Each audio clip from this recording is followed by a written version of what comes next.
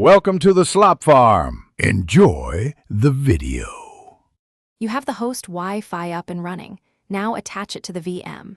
First, install the latest extension pack and guest editions so Virtualbox can access wireless features.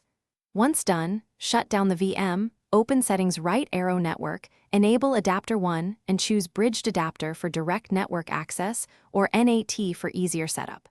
Make sure to select the host's wireless interface in the name dropdown. Apply settings and start the VM to proceed. Once the VM boots, configure the virtual network interface inside the guest. You'll usually choose DHCP to obtain an IP automatically. If you need a fixed address, enter static IP, gateway, and DNS. Next, ensure the guest has appropriate drivers for the paravirtualized NIC, Intel PRO/Virtio. Install them if missing. After that, test connectivity with ping 8 and open a browser to confirm name resolution. If using bridged mode, confirm AP and router allow multiple MACs.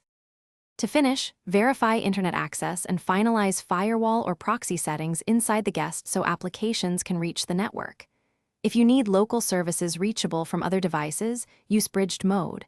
Otherwise, NAT is simpler and more secure.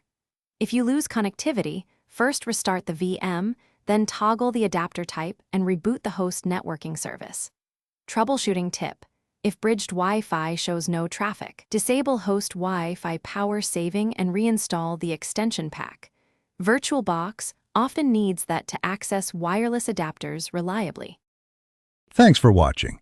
Consider subscribing if we helped you today.